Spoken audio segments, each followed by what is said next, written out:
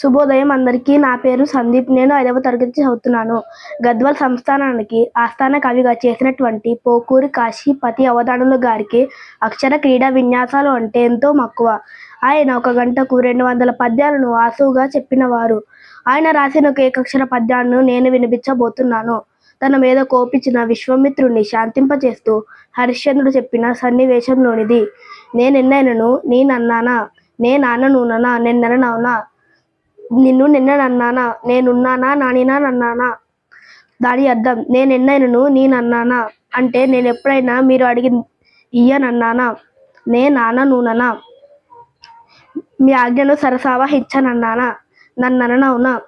అటువంటి నన్ను మీరు అనొచ్చా? నిన్ను నిన్ననన్నానా, మిమ్మల్ని పట్టించుకోను అన్నానా, నేనున్నానా, నానినా, నన్నన్నా. మీరు నన్ను అలా అన్నందుకు నాకు సిగ్గుగా ఉంది. ధన్యవాదాలు నాకు ఈ అవకాశం ఇచ్చినందుకు.